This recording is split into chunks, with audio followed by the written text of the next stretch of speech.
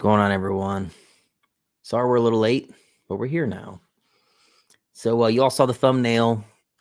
Let's get into what is wrong with Guntube, gun social media in general, and what can we do to fix it. I've got some gentlemen that I want to bring on the live stream today to not stir up a bunch of drama. That's not the point of this live stream. Wrong live stream if that's honestly what you're looking for. I think there's been a lot of drama and just weird shit going on in Guntube. So I wanted to bring up a bunch of guys that I have found to be positive fellas. So we thought, I think we can put our heads together along with the chat and come up with some positive changes that can make Guntube better. Talk about the glory day of it, what it's like now, what the future could hold. Just a brainstorming session. So let's go ahead and get into that now. I see a lot of people in the chat. Thank you all. I see there was a super chat way early on. I'll get to that. I have not forgot, Mike. We'll read that in just a second, but let me bring up everybody really quick. Who we got here? First up, Jacob, Mr. Gun Quality Enforcement. What up, guys? Let's see here. I was told this is a LARPing party. Yeah, we forgot until like 10 minutes before we went live. Jacob runs Gun Quality Enforcement on your YouTubes and your Instagram. So feel free to go check him out on both platforms. I think everyone on the stream, Instagram, if they have a Facebook and YouTube, should all be the same name. So I'll just share the YouTube channels. And for the first time ever, super excited. Hello and welcome. Introduce yourself, dude. I am Joe with Firearm Freedom. I'm excited to be here, man. It's wild to be on this stream because I've been a viewer for so long, Mr. Clay. So it's great to be here. Yeah, I've been watching Joe's channel for a long time. We had the pleasure of meeting fortuitously at the rent house, or it was the Airbnb at a SHOT Show. So that was super You sick. got it. Yep. Guarantee you there are people in this stream that are like, holy crap, they've been watching your stuff for a long time. So I don't know super about excited. that, but it's cool to be here. Joe is Firearm Freedom on Instagram and YouTube. It's all the same name, so you'll be able to find him if you search around. And who do we got here? I'm going to save one of these guys for last here. We got Mr. Kyle from Gear Know How. Hello, everyone. Excited to be here. Man, after SHOT Show, I think we finally found the dream team of these live streams. Dude, good group of folks. Dude. Kyle was the one that told me I'm a big dumb idiot. I'm in my 30s. I didn't know this, that you can smoke a big fat cigar in casinos in Las Vegas. I didn't know that. Yep, right on the casino floor. I'm like, we got to cheat these things down before we get in here. He's like, dude, you idiot, this is Vegas. Just walk in here with it. I'm like, you can do that? It used to be anywhere, and I heard recently after COVID, they actually restricted it down to the casino floor, so which is at least half the place anyway, so we're good. You know, I got super sick after SHOT Show. I know we've talked about it, and I'm pretty sure it's because I dropped my cigar on the floor at the table while we were gambling like a dozen times and just stuck it right back in and kept going. That's definitely how I got the AIDS. Brutal. Sure. Yeah, AIDS Slurpee right there. All right, I got one more guy I want to bring up. Let me make sure he's ready down there.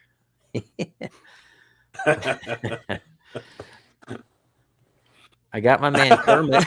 Hello. It's Fit and Frog here. Dude, he sounds just like him. Do you have something to show me? Hold on, wait. What? I know that you brought something on the stream. I don't want to. There we go. You had something that you wanted to show everyone. Well, I'm just so excited to be here. I just figured I just let it all out and That's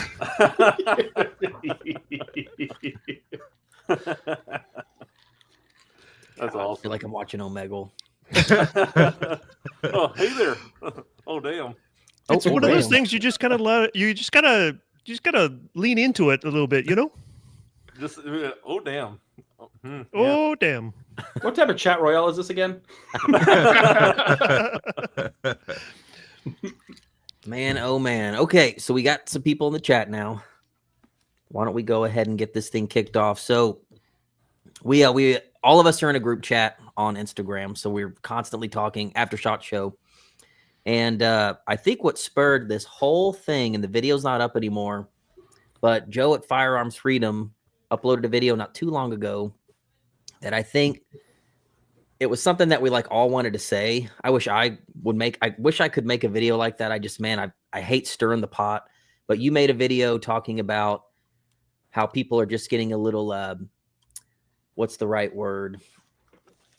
Well, you could probably explain it better than I can, but you made a video basically talking about how you saw current YouTube and how you wish you could just wind the clock back to 2014 when it was a lot more wholesome. And I was like, damn. I think a lot of people are forgetting their roots, realistically, of what this platform was originally intended to be, I feel like. And I know a lot of folks, if you did watch the video or didn't get a chance to, are wondering why I made it private. And in hindsight, we were talking about this in the group chat, I probably should have just restricted comments and left the video up. But it was out of principle. So in the comment section, everyone was being super cool, obviously, and just kind of supporting the video, but also calling out everyone that they saw as being part of the problem, which I totally get. But by principle, it was doing exactly what I was complaining about in the video itself. And that is why I ultimately made it private, because if someone else had made a video pausing and playing mine, it would have looked like I was actually feeding into that problem for exactly what I was complaining about. But I didn't think it was going to be as well received as it was. It was kind of just more of a video out of frustration, really, than anything, because I'm a consumer of YouTube as well. You know, this is something that I not only work in, but watch all the time, and it's just getting so overboard. It's kind of ridiculous. Yeah, I wanted to start the conversation with us maybe reminiscing about what we feel the sweet spot, like the good times of Guntube. Anyone can start if they want to, but I figure let's start way back. I'm sure we've all been watching Guntube for a long time. I remember finding Hickok 45 for the first time when he was like pumpkin carving, you know, Bro, like 12, 14 years ago. I saw him at Shot, man, in the hallway. I was like losing my mind. It was the first time I was like really fan struck. I was like, oh shit. And he totally saw me and just went the other direction. I'm like, oh, all right. But it was cool. Yeah, He's just as tall as you think so, is too, you know? Yeah, for sure. His head's touching the ceiling as he walks around, right?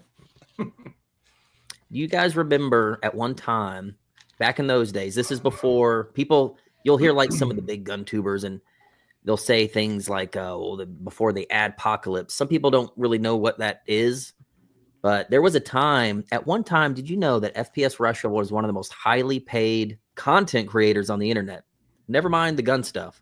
At one time, content you made car stuff, gun stuff, gardening, didn't matter.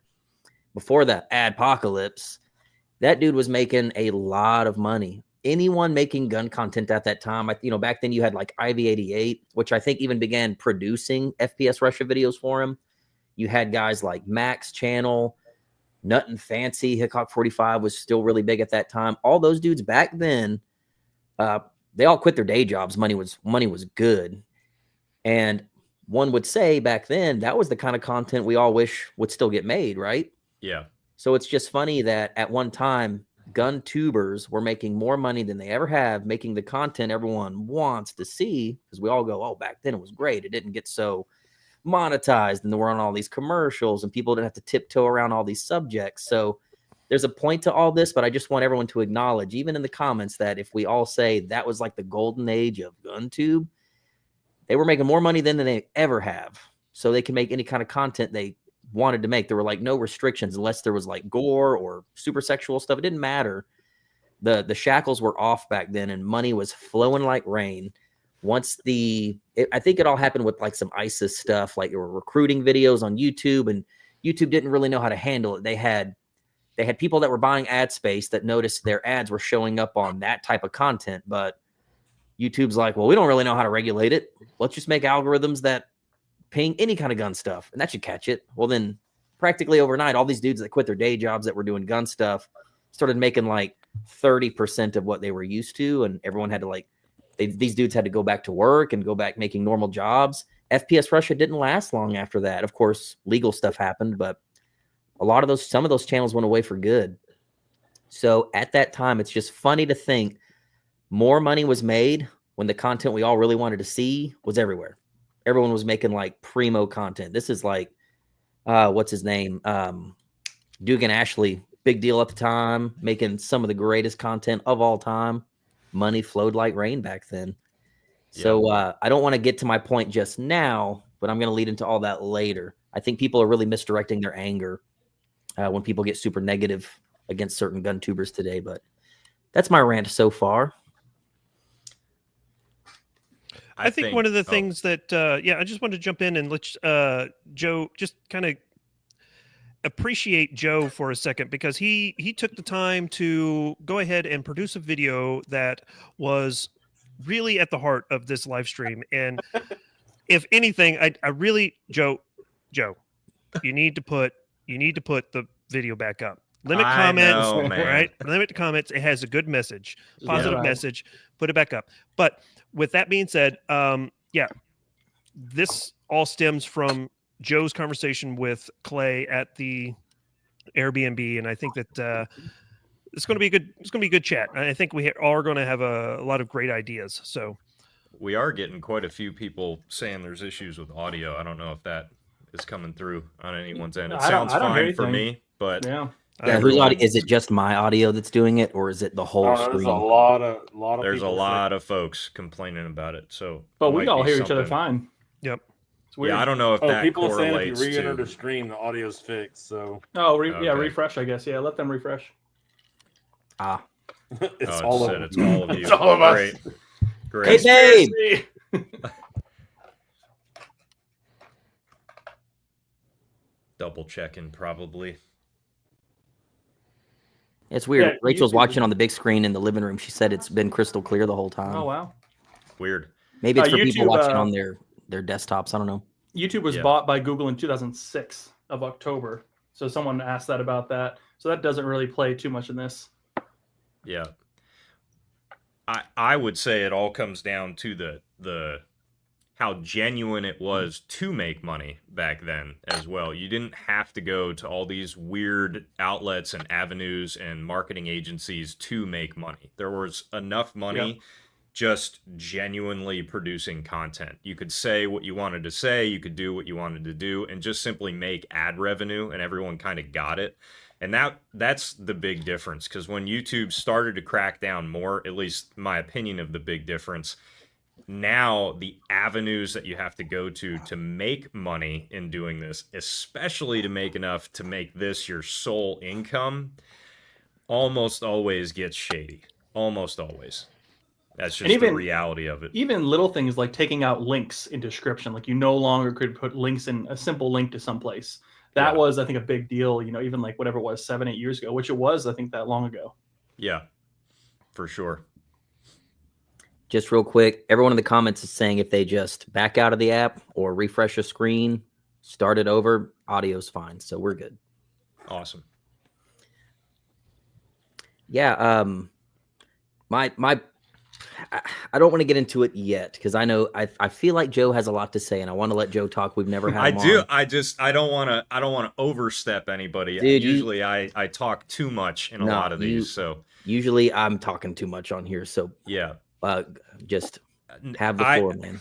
I would say that the frustration for me stems a little bit by, again, I don't want to fully dive into my full opinion yet, but I think there are a lot of folks in this community now that are not necessarily real gun people, that are, yes, maybe they like the Second Amendment, but I've seen this a lot with, I don't know, my time outside of YouTube. Primarily for the past 10 years, I've worked in the front lines of a gun shop, you know what I mean? And seeing exactly what this industry is about, customer facing. Now I'm in the corporate side of the gun industry, but I've seen all aspects of it.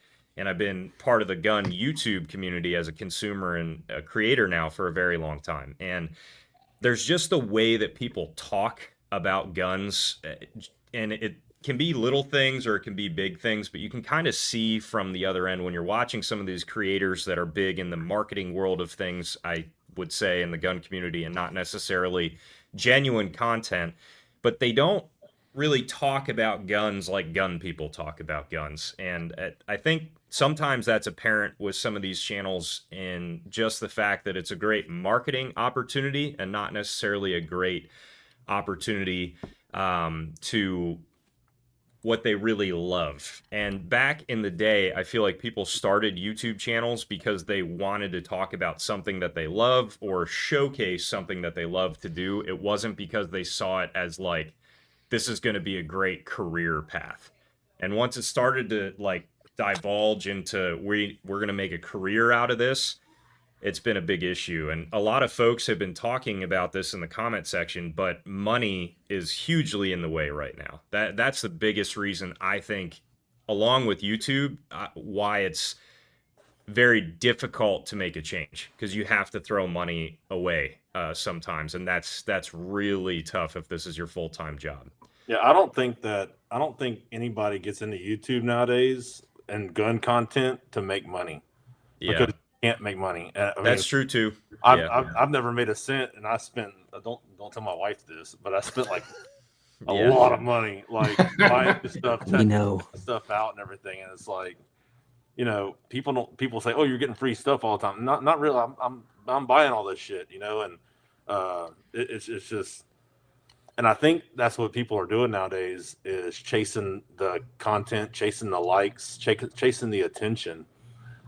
Because, just like with my channel, when I first started on Instagram, it was mostly negative towards KUSA. Y'all all know that. Yep. And dude, that takes a toll. That took a toll on me for a long time. Yeah. Like all the negativity and, you know, bringing that stuff into your life and everything. And I'm like, man, I'm not doing that no more. Yeah. The likes and the clout, though, ultimately leads to money. That's the biggest. That's why they're chasing it. It's not just attention. You know, as much as I do agree that a lot of the time it can be down to attention, but rest assured that eventually those likes, clicks, in some avenues lead to people reaching out to you. Hey, do you mind if we send this to you? Do you mind if we send that to you? Do you want to do an ad read? Do you know, it all leads to money down the road. Yep. If you're playing the cards right. You know, if somebody gains, like recently I've seen some channels that have gone down this avenue that have gained almost 20,000 subscribers in less than 6 months. Like that type of growth, marketing analytics and the way that corporate companies view that is just money out the door. They know that person is getting people to talk about them, and they know even if they do like a slow roll ads, you know, that like is on the down low, I should say, that doesn't really seem like an ad, but it's paid like an ad, you know, companies profit greatly off that. And so do the creators, you know. But and I think it's not just us either. I think, you know, any YouTuber has these ad placements now, and a lot of it takes away, like you said, from like, oh, let's talk about the new iPhone, and they're like, but first, what about honey? And they talk for like 3 minutes about honey. Which honey has its own thing going on, obviously, right? But still, it's just funny. It's like, it's not just us, but that's just kind of how all of YouTube is heading. And I think a lot of people, like we've seen in the comments, are kind of like, oh man, I just miss being like, you know, informed and not just like marketed to. That's a good point. Like, I was thinking about this the other day, actually, when we started talking about this. I was going back and like, okay, well, who do I watch the most now on YouTube? And it's changed from the entertainment value, I guess you could say. Let me take this down. It changed from the entertainment value, I guess, to a more informative value, I guess. So like Nine Hole. I've been watching Nine Hole a long time, and now we've become friends. It's like, he gives really good information on his YouTube. It's like those kind of videos I find myself watching more and more now. Not and like the ones that were like have like the intro and it's this production value, and it's kind of like it's not really for me anymore. But that also could be my age. No, I agree. Henry and Nine Hole didn't monetize that channel. You know, Nine Hole, that channel's been around for years. Yeah, yep. And it's like 2 years ago, right? Yeah, not too long ago. We've been at the same range for years. Tony and I met Henry in person, I think like 4 years ago. At that point, his channel was already well established, pretty old at that point. And I remember him saying like, no, we just never monetized. I'm like, really? Yeah. Why? He's like, we just never really thought about it. And I don't think our content is safe. I remember having the same exact thought when Smash Time used to tell me like, Barry, you should monetize your content. I'm like, oh, it'll never. It's gun content. And he's like, I mean, there's a little bit there. Maybe it'll pay for your gas to go to the range. Maybe. Yeah. And it's just crazy. If you look even like pre-monetization, Nine Hole, that quality has been there since day one. Like they have been knocking it out of the park with some of the best videos ever, well before they even thought about monetizing. Man, look at that latest, his HK53 video he just released. He had like the guy from the Armory in London, like, or wherever it's at, like give a little history lesson on it. I was like, this is the kind of stuff we need on YouTube, man. You know, like it's really Nine Holes is a channel I watch frequently. Henry is awesome. Henry's awesome. He's a super good dude. Yeah. Jacob, you said something earlier. Remember when you first started your channel? And like you said, you were really like poking the KUSA bear for a long time. And I remember they kind of eventually had like this PSA-esque, like it was in vogue to like, you know, talk shit about KUSA for a while. I think at the time they were having the out of battery problem with the 9mm.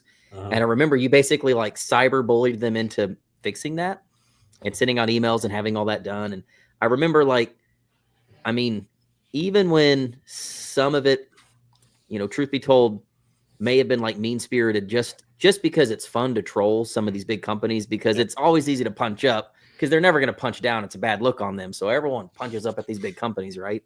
Happens all the time.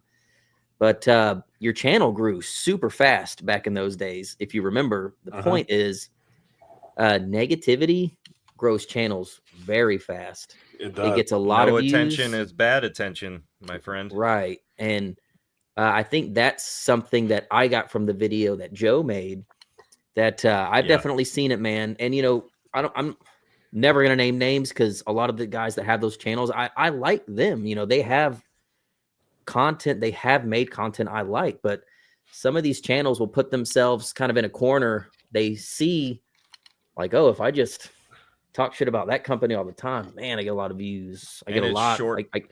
It's fleeting. And I feel like maybe one day they might feel like shit. That's all the content I can make now because no one watches any of the other stuff, and I'm in this box now. And I think there's a time and place for all that. But I'll use an example. I will name one name. I know the guy. We chat all the time. Trench Grenade. I'm just gonna say his name. I found Trench Grenade's channel when his very first video. I remember it. I found his channel organically. He was shooting. It was either his KP9 or his M70. I remember he made an AK video, and he was running the shit out of it. He was fully kitted out, and he was running his AK well. Good stance, good fire control, safety manipulation was all there. Like, dude knew what he was doing. And I remember leaving a comment a year ago now going, I don't know who this dude is, but my man can run an AK, and that's cool. Subscribed. Loved it, loved it, loved it. Took a turn. It just became kind of chasing the drama. And then he recently even made a video saying, hey guys, I chased the dragon a little too hard. I read my comments. I'm not doing that shit anymore. I give. So I can say that now. I think he kind of had the same feeling like, whoa, I've kind of painted myself into a corner. That's all people expect out of me now is all this negative bullshit. I can only do that for so long. And clearly the people are just over it. But his channel grew quick, man. That stuff definitely brings the boys to the yard, which is unfortunate that we love feeding on that drama. We love it. We're humans, dude. We can't help it. Yeah. I feed on that shit too sometimes. I can't help it. I just can't do it anymore. Like, it affected like everything in my life. Like, I find myself being more negative. I find myself like looking for negative. Like, I don't know. I just can't do that anymore. You know, I'd rather, if I ain't had no followers, who cares? You know, I'm gonna keep posting my little tips and tricks on my YouTube or whatever. Like, you know, whatever.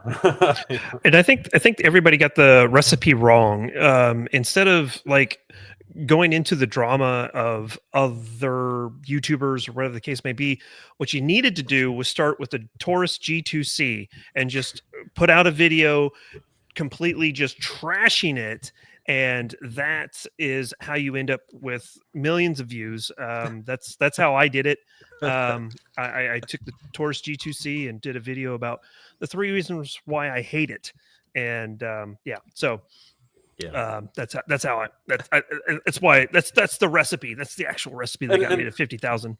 And tell you and be honest, you know, that's sometimes not necessary. Like, sometimes there is a piece of garbage product that needs to be highlighted and needs to be discussed and talked about. But it's like, you know, everybody knows there's issues with certain brands. Like, just if someone buys it, it's on them by this point. You know what I mean? Like, what else can you say? And and some of these companies are actually trying. Like, like if like you, Sig, like Sig. No, they're just forcing. They're just telling you they are. But like some of those, you know, like for instance, Riley Defense. You know, I've talked to Ramsey a bunch of times.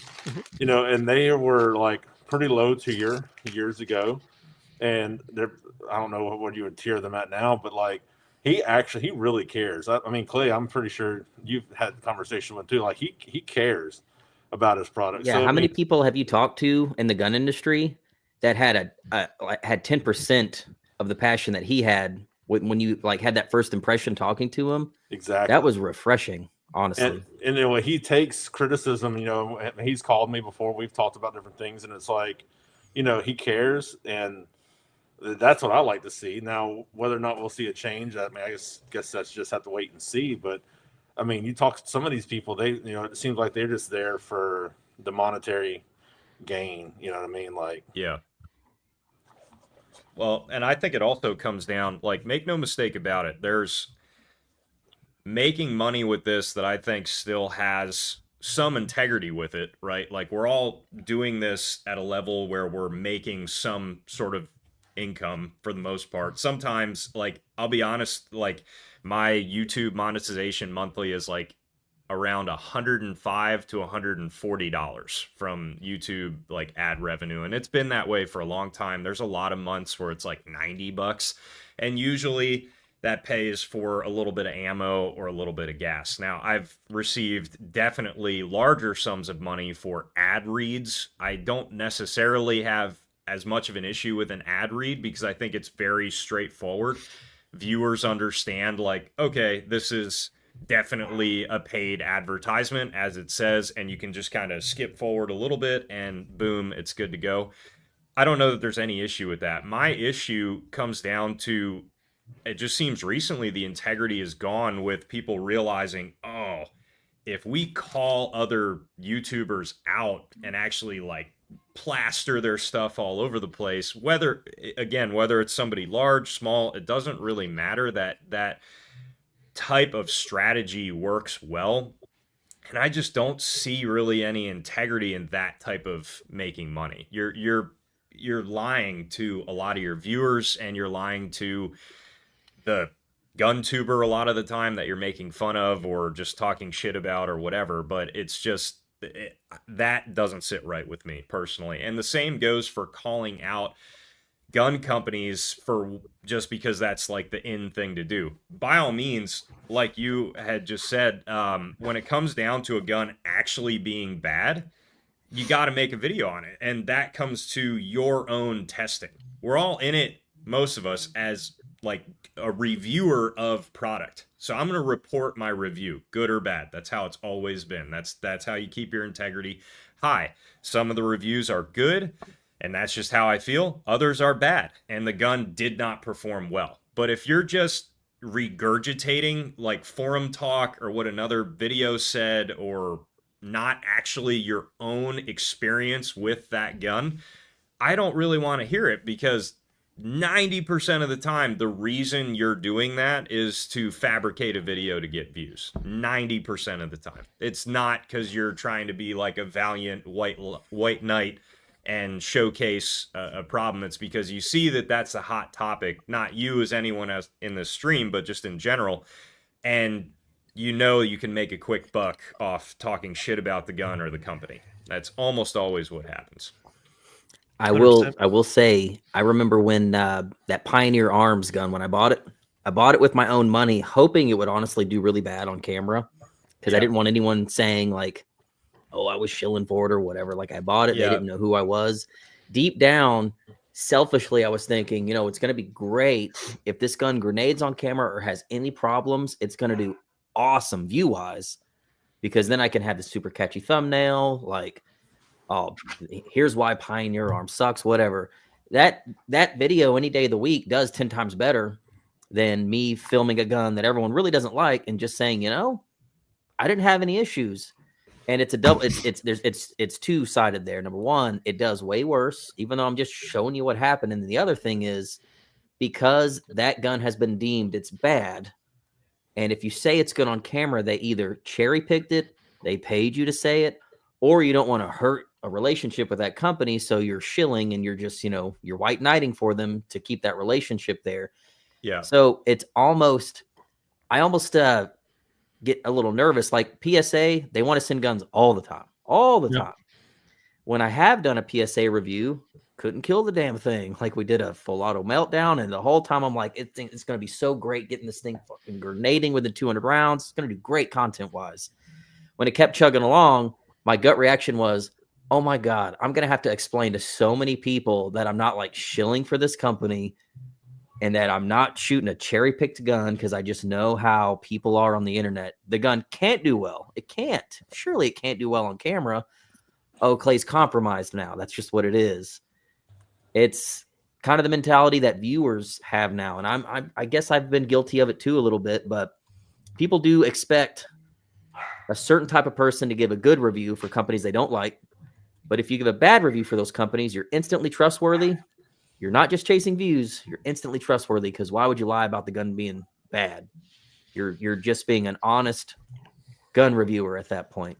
Dude, my whole channel could turn into shitting on PSA and Riley and Pioneer and all the AKs people don't like. I would go to 200 subs, 200K subs in a week. Like, people would eat that shit up. They would love it. The hot channels these days. They would love it. And that's one of the things too is, I've seen a couple of comments talking about PSA and stuff like that. I have ran thousands of rounds through PSAs. At this point, I've got nearly, well, at least over 2,000 rounds through a PSA Crink, and I have had zero issues. There's been a couple small minor issues that I've been able to fix on my own that would not impede the function of the firearm. It was a castle nut that was loose, tightened it down, staked it, it was good. Outside of that, when it comes to PSA, and I'm not shilling, if there's ever an issue, you can see my stories right now. I am just dogging on SIG. If there's issues, I'm going to bring them up and I'm going to talk about it. But at the same time, we also have to be honest enough to say, hey, if I haven't had any issues, I've been lucky, and that's going to lead into my video that's dropping tomorrow. I have a PSA video that's dropping tomorrow, and I'm going to talk about that type of stuff. So you're right. You could easily get into and sabotage a firearm to make it look good and support that hive mind, that PSA bad, Riley defense bad, and you could legitimately support that hive mind. But if I've had good luck and the people around me have had good luck, there's something to be said about that as well. So take that for what you will. Person that's had good luck though. Yeah, because it is what it is. Like the point is, the point is. Have you seen that post I did a while back? Because I was asked to try to gather some PSA AK information, and it just exploded. Like, it was huge. Mm-hmm. Yeah. RIP my inbox. Yeah. Well, I mean, here's the question. Here's the point, right? I can guarantee you that PSA builds more firearms and more firearm components than any other manufacturer in the world right now. I can guarantee it. Outside of something from China. When it comes to US manufacturers, they blow everybody out of the water. So if we're talking about 300,000 components within a year, and there's a 1% return rate on 300,000, do the math and you'll see what that turns out to be, right? So yeah, that 1% of 300,000, that's a big number, but it's still 1%. At the end of the day, no one's twisting your arm making you spend money on X company. It doesn't matter. No, your money is your money. Mm-hmm. No gun tuber out there that says PSA good or PSA bad is going to take money out of your wallet and say, you can't spend this, or say, you're spending this on this gun right now because I said so. I vouch. It just be an informed buyer. It's just YouTube.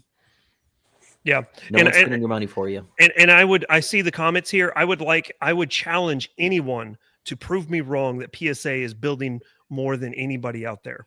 They're cranking out something like 10,000 barrels a day. Yeah. So I've been to the factories in South Carolina, did a whole series on it. I saw the barrel, saw the lower, saw the upper receivers, everything, all the PSA dagger line. It's crazy. It's a huge thing they're doing there. Where's Matt? Is Matt in the chat? I bet Matt's catching on fire right now. I have seen multiple PSAs that have been purchased by friends of mine, PSA AKs, different generations, and I have received review guns from PSA. Some of them AKs, some of them, ARs. The Jackal I also did a video on, and I gotta say, and also I should say, working in a gun shop that also had a gunsmith, we would frequently get in projects. The shop that I worked at had a few AK builders as well from time to time.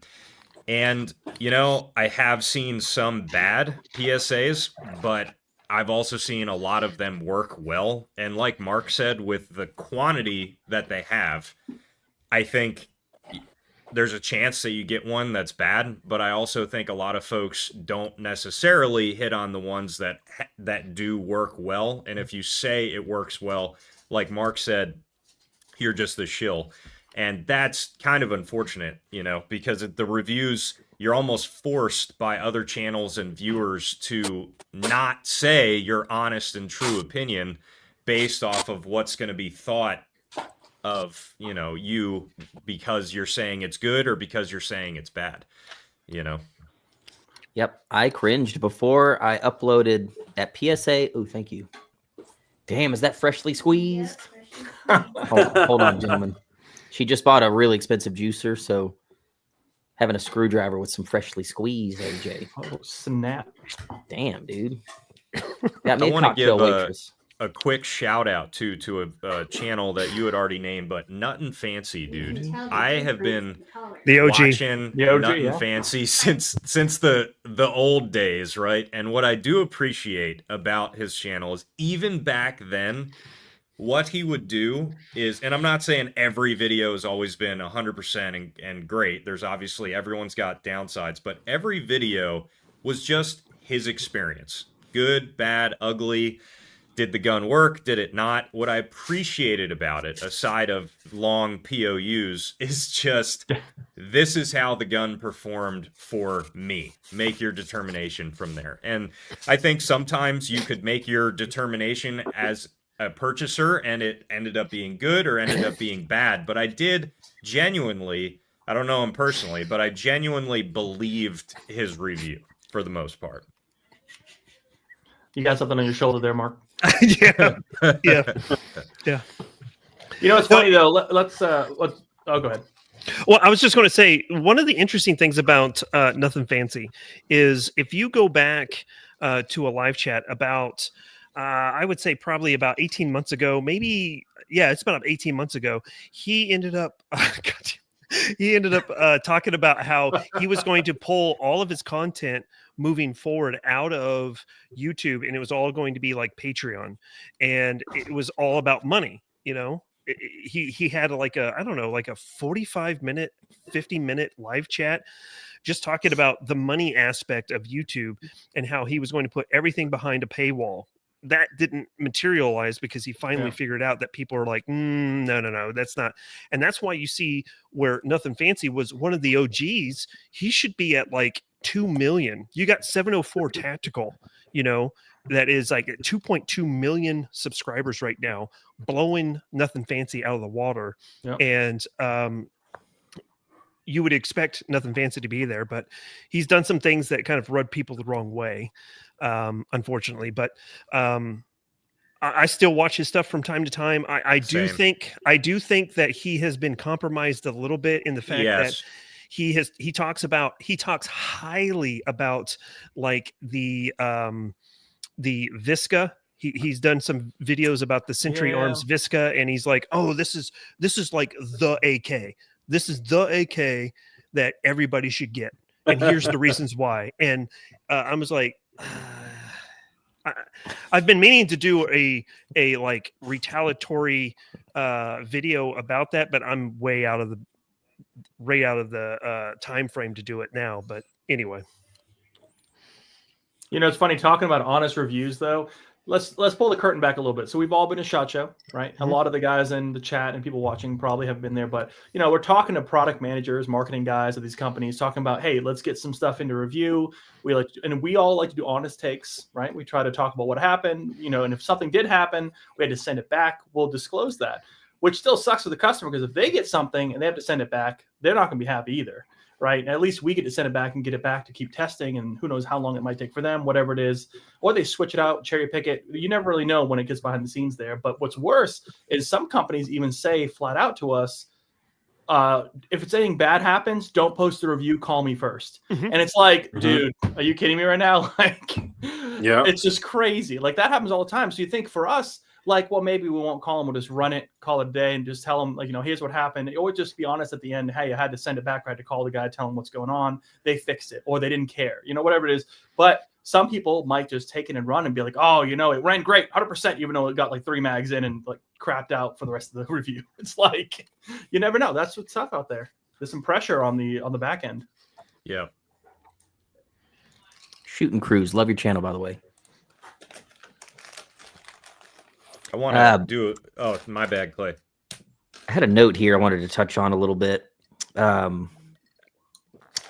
Just because I see it's a trend in a lot of like rage baiting drama channels. A lot of people will point fingers at certain gun channels that have like reached that upper echelon of greatness. Brandon Herrera is a great example of this, right? Mm-hmm. I remember seeing a young, like 19-year-old Brandon Herrera in a shop going, "Here's how to make your AK smooth," and he's like sanding down the feed ramps or the top of the receiver and all that shit. And I remember Brandon from way back, and people that went to our very first KB back in 2019, Brandon came out, was a big part of that, and just hung out. He wasn't like uber famous at the time, but I see him catch a lot of shit from all these big channels, and it's everything from, oh, he doesn't make AK content anymore, or God, the Raid Shadow Legend ads, like super uber cringe, or whatever. Just there's all this stuff like the AK-50 is never going to happen. Like, what the fuck? Brandon, when he first started, if you remember those old videos, like it was an AK channel. He was just a young kid showing you all the different things he did with his AKs. He's actually literally related to Jim Fuller. Mm-hmm. They don't like to admit that because I don't think they get along very well, but he's related to Jim.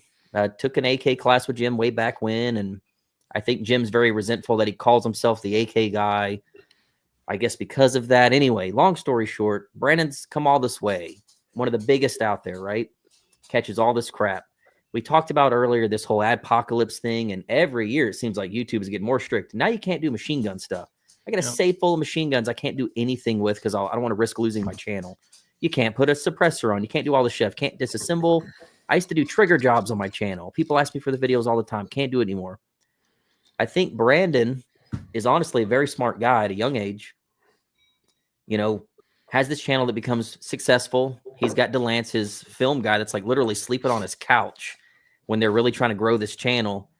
And I think because of all these restrictions, like he knew if I'm gonna keep this channel alive, if this is gonna be my full-time gig, it can't just be AK videos, me disassembling AKs anymore. Like, number one, YouTube doesn't like that stuff anymore. No one is watching that stuff anymore. The dude made a change, was able to quit his job, and look at everything he's done. Like, I guess my big question here is, if this was 2014 all over again and the shackles were off gun content wise, what do you think Brandon's channel would look like right now? Do you think it would still have a lot of the, here's some crazy ass machine guns, here's how we made them, for crying out loud, like here's a hole you got to cut, here's all this shit, here's anything you want to know about everything? I guarantee you he would still make that content because it would get views and he would be allowed to make it. I think a lot of these big gun tubers catch a lot of bullshit for literally just doing what they had to do and pivoting because YouTube gave them no choice. If you want Guntube or YouTube in general, but mainly Guntube, to be your full-time gig, you can't make content like that. You just can't. So if you were given a chance or a choice, hey, would you want to work a boring job, you sit in a cubicle all day or whatever your job may be, or would you want to, within these guidelines, make gun content or gun content adjacent content, make enough money to self-sustain, and do that for a living? How many people do you think would choose the YouTube journey? I think most people would, but they'd have to work within those guidelines. And working in those guidelines, you get called a shill, a sellout. You're just selling ads. You're not a gun guy anymore. I look at Brandon and I say, hey, my man capitalized on a modern day gold rush. YouTube. YouTube said you can't make that shit anymore. He said, okay, I'll make this shit now because it works and people watch it and you'll allow me to get paid from it. I don't blame Brandon at all for doing that stuff, dude. And he catches so much crap for it. So that's my 2 cents on the deal. Yep. Any industry is going to do the exact same thing. I know that my day job is with a very large construction company that makes excavators, and they pivot all the time. One of the ways that they're pivoting right now is through battery technology and running some of their excavators on EV technology. That's something that they're pivoting right now, and they're exploiting the market because of that. And that's exactly what Brandon did. If this was 2014 all over again, Brandon's channel would be FPS Russia incarnate. You know, I think that he would have taken all of those people that was going to FPS Russia after his unfortunate legal issues, he would have filled that gap. He would have filled that void very easily. So yeah. I mean, like the talent, like Zach Schaefer, like his gunsmith, Zach. I mean, just to see, I would love to watch videos just of Zach, 100%, just building shit or like just modifying stuff. Like, man, that would be cool. You and can't make that kind of stuff. You can't, and like I get my videos. I had a couple of videos getting taken down just like showing someone how to change a safety or something. I can't remember what it was on like a lower or whatever. And it's like, damn, I can't do anything. That was the bread and butter back in the day too. Switching out triggers, safeties, charging handles. I used Guntube for back in the day. Like, how do I put this thing in this freaking thing? Like, how do I do this? Disassemble videos. I still look up disassemble videos. I think I looked up one the other day for a bolt or something. I was like, okay, how does this all come apart? You know what I mean? It's like I never messed with one before. Or like a Colt 1903. I was like, how do I disassemble this? And there were still some old videos. Mm-hmm. But I mean, you can't, man, that stuff's awesome. And here's the thing. Here's something that I would encourage. This is kind of one of the points that I would encourage people to do is obviously YouTube is king. YouTube is the second largest search engine in the world, right? But there is a contender, and the contender is 10 years behind YouTube, but Rumble is a contender. And I think that they are someone here to stay. One of the methods that us YouTubers who are looking to use YouTube and Rumble to our advantage for any type of install video, or here's how you polish a trigger for an AK, or whatever the case may be, we create YouTube content and then funnel people over to Rumble to say, hey, look, if you guys are interested in how I've done this, a great example, my M90 has a CMC AK trigger, and that is something that you have to do very specifically. There's certain steps that you have to do to install that correctly, especially into a Yugo pattern rifle. Yeah. You could easily take a video, talk about it, and say, oh, by the way, in the pinned comment, I have an install video for you guys to check out. Just click the link and it'll send you right over to the install video if you need more information.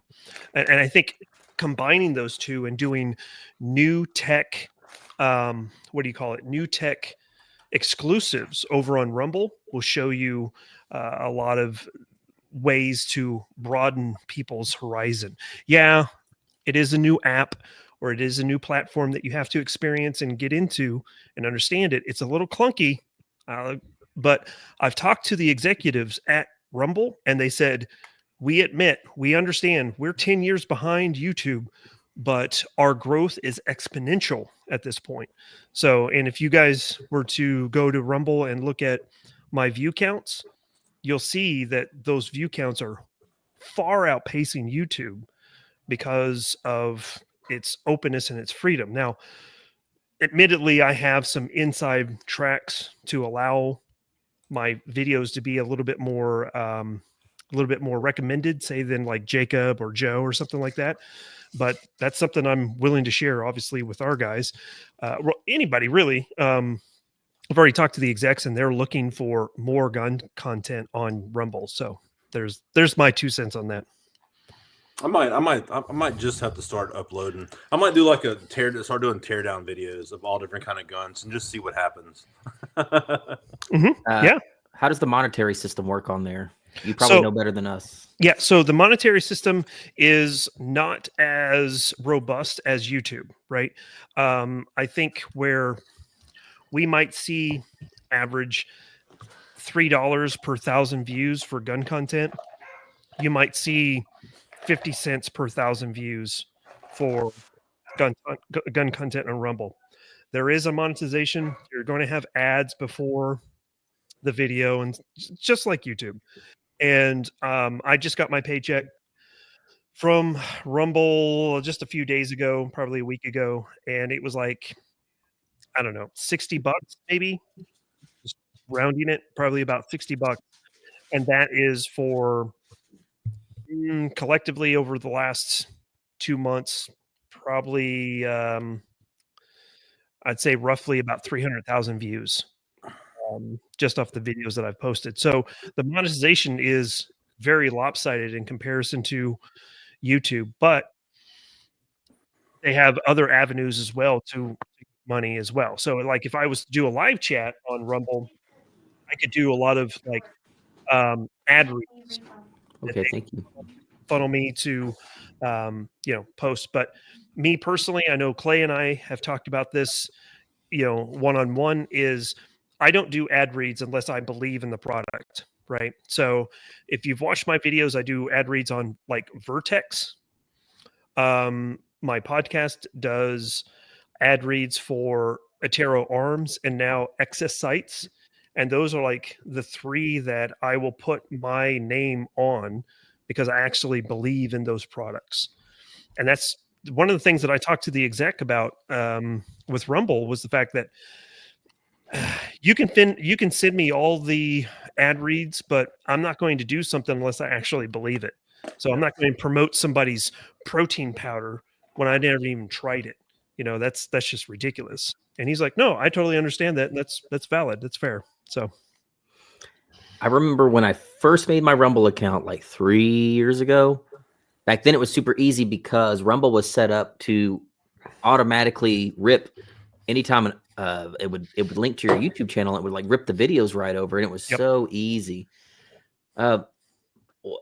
Just to play the devil's advocate on Rumble, because everyone throws that in there. And Mark, I know you're a huge advocate of it as well. Mm-hmm. At a certain point, Rumble got to where it stopped doing that. No, Rumble didn't stop doing that. Or YouTube blocked it, but it doesn't happen anymore. So it's another step. So that got harder. Mm-hmm. I know for me personally, I have a day job. Mm-hmm. I know like Jacob, me and Jacob, I know we're both in similar industries. Hours are crazy and they're constantly changing. Yep. What a lot of people don't see on YouTube is the amount of time it takes just to upload a video. Mm-hmm. It's not just simply click upload and go. What you don't see is if you do want to monetize said video, if there's a gun in the video, it's not going to get monetized the first time you upload it. And I think I'm speaking for most gun channels. Yeah. I have to upload the same video sometimes 10 times over, and eventually one of them will get monetized. You're talking, if it takes 20 minutes per upload, 30 minutes per upload, then you have to click a button that has some person in India review your content manually. That could take 24 hours, 48 hours, 10 times over. Sometimes just for me to make my weekly upload in time, if I even want it to be monetized, freaking hours of nonstop uploading and getting shot down and shot down and shot down. And eventually one's good and it goes live. So the point is, it's so time consuming just getting YouTube to accept gun content. The reason I have fallen off on Rumble is it's just a time suck uploading to multiple platforms. When it used to do it for me, when it stopped, I just never really put much more effort into it. That's just laziness on my part. Mm-hmm. So I will definitely try to be better about uploading to Rumble. People say it all the time. It's just a time thing. I don't think about it until my video goes live, and the weeks later I go, oh yeah, I don't even think about Rumble half the time. And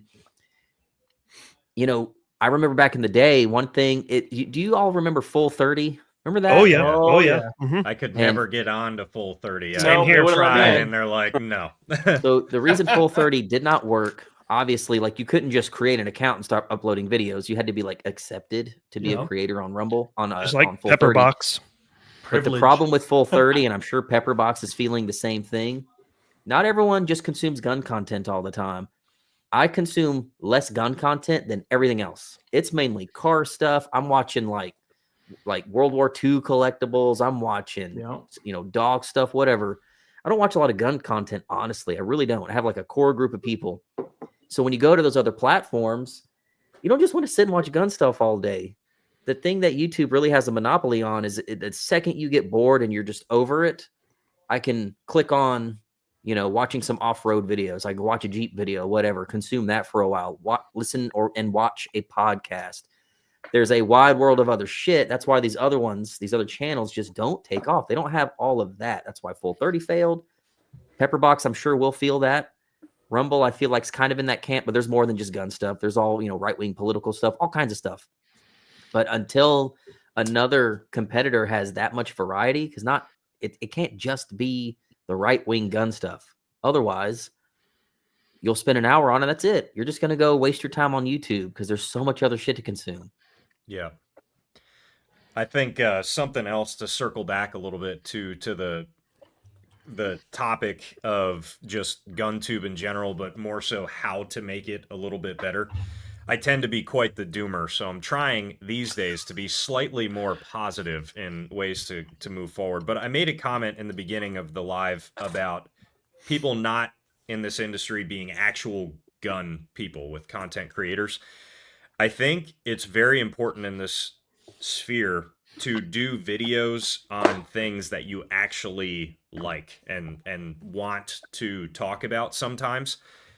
It's very easy to fall on the same type of video that everyone else is doing. This new gun just dropped. It's all the hotness. So all the content creators are going to drop a video sometimes around roughly the same time. And that might be paid, it might not be, it depends on the gun. But I think what we're missing in this community is actual gun guys being like, dude, I just picked this up at the gun shop today. I've loved this for a while. I'm really passionate about this gun. Whether that gets views or not, sometimes those videos do well because people are like, oh, I haven't seen that gun in forever. That's so cool. Other times people are like, that is the weirdest thing that you could be into. I'm good on that. And they pass it up. But regardless, it's genuine. It's a genuine video that you're putting out because you're interested in that item that you're talking about. And I think right now in this whole thing, and why personally, why I have stopped watching almost all of Guntube recently, is because when I go on my subscription feed, it's either all videos talking about one specific gun political thing that it's just all the same thing on my feed, or this gun just dropped, this PSA gun or this other type of gun, and everyone is talking about it. And I just don't really give a shit about that anymore, and I don't want to see it all at the same time.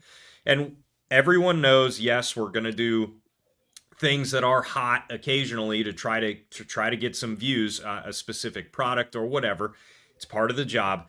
But I think also having gun creators add in those additional videos of stuff they just love would help. And the reason why, again, I think you don't see that frequently is because this has become all just a job for a lot of folks on what is the fastest route to make views, in turn make money, and it's not something they're actually into. Like a lot of these folks, you're like, dude, what guns are you loving right now? I think it'd be hard for them to pull out guns that aren't just what's on the marketing budget of shit to talk about, to be completely blunt about it.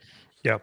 That is a great point, dude. And I would jump on that and caveat it where there are certain gun tubers who will get on and talk about certain firearms or firearm companies that they've never even shot a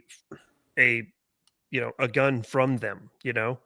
They'll go out there and they're like, oh yeah, they're crap because X, Y, and Z. Have I ever bought any? No, I won't do that, but they're crap. And they're just regurgitating Reddit posts, and stuff like that. So I totally concur. Yep. Yeah. So you said it was cool when YouTubers were just like filming what they actually liked. Yeah, man. So I had this questionnaire that I put up on YouTube when I just said, hey, what do you guys like about current Guntube, gun social media? What do you not like? One thing that was overwhelming in a lot of these answers, and feel free, guys, to go comment and chime in on that. A lot of people just got tired of the majority of all the channels are really just filming all the new hotness all the time. Yeah. The new gun, the new optic, the new thing, the new. I get it. I like what you said about just filming what you like. I mean, I was just filming at the range today and I was looking in the gun safe and I was telling Rachel, like, man, I think I have filmed every gun in my personal gun safe 5 times over. Like, I just don't know if people want to see this stuff anymore, but I don't want to keep buying new guns or buying new this, buying new that. I kind of just keep shooting this core group of guns, but are people going to want to keep seeing that? So today I just said, screw it. I filmed probably the 12th Bushmaster Dissipator video that I have on the channel because I absolutely love shooting that gun. That reminds me. Love shooting that gun. And it just, you struck a chord, man. I'm like, sometimes I worry that I don't have anything new to film. I don't have some new gun thing to film to stay relevant. Yeah, but you love it, man. That's the thing. It's just something that you like. Like you did a video recently on your pimped out side folding Mini 14 that was so good. And, it's funny. That's not like something someone can go buy. That's something that takes a little love, a little sweat, tears, some gunsmithing, and years of collecting. Not a relevant gun at all. Yeah. It's just cool, and it's something that you liked. And that video did great, and it resonated with me. I'm like, this is probably one of my favorite videos that you've done in a long time. Yeah. And you hit the nail on the head, man. Like, I think most people just want to see. I saw it in the comment here on this live stream. Someone said, I just like seeing an excited guy in his backyard talk about his gun getting 6 views. 100%. Because it's his gun and he likes it. Yeah. And I'm like, man, I think a big goal of this live stream was to offer some, hey, we can all point out all these problems. Do we have a solution? I think that's a great point is, I think most gun tubers, whatever you want to call them, influencers, even the big ones, I think a lot of us would like to see, like, hey, just film one of your personal guns. Film some shit you like, not something you think the viewers are going to like. Yeah, film something you like. And and Midwest Savage just jumped in there. He says, I'm editing a video of me and Tommy Slav. Love you, boy. Just having fun at the range with the KP9 versus the AKV. And that is something that I'm working on this year, is like the comparison videos. Right? Like that.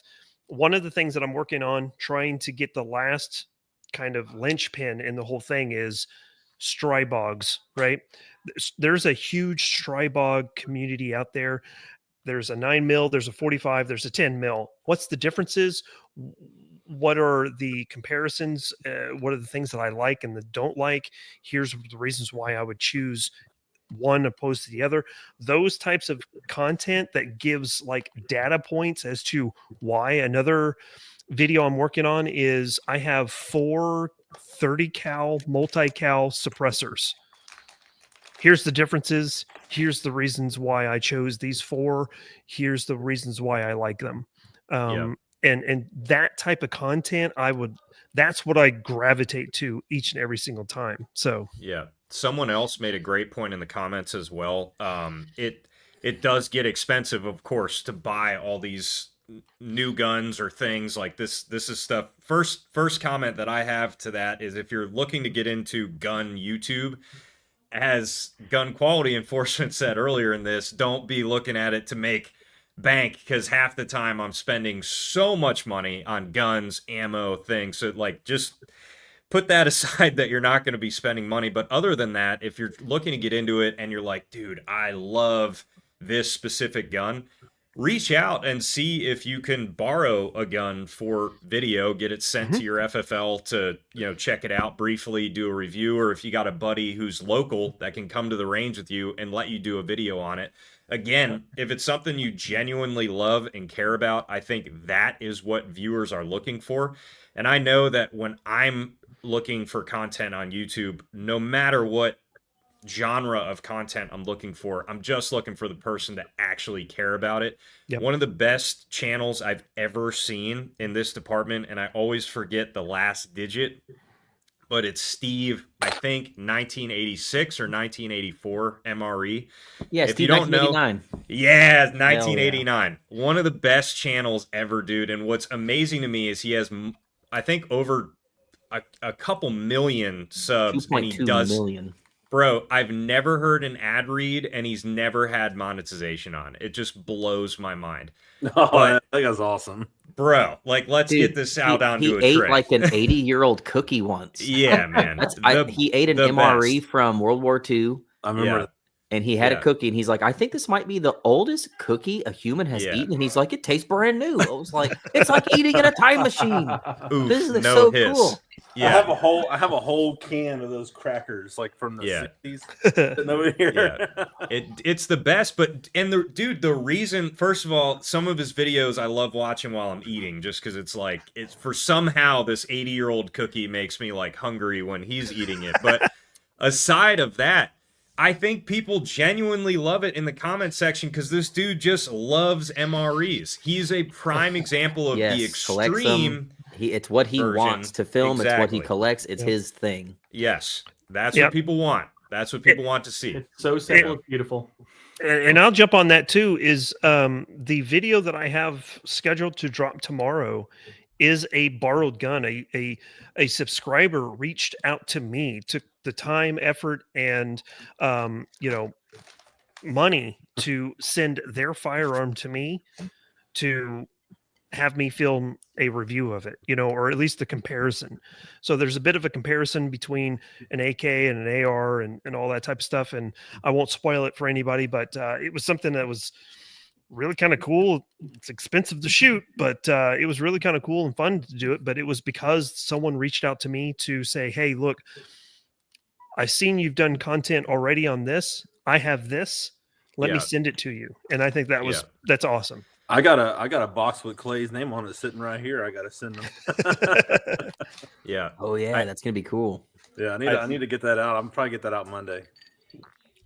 I keep forgetting about it. It's sitting in this office. Yep. Yeah, man, what a great channel to reference. Yeah, Some of the comments say they like it when he smokes cigarettes. Yeah, that's a super smooth. He goes on like a 90-year-old camel. You know what? I like when he'll eat something that's clearly rotten. He's like, yeah, that's definitely botulism. Let's take another bite. You know what's crazy though? We talk about Guntube having the regulations, and shutting things down and everything. But I used to make pipes, and I used to have a pipe making Instagram and all that stuff. Dude, when it comes to tobacco products and stuff like that, just as bad. Yeah, I'm surprised. Regulated.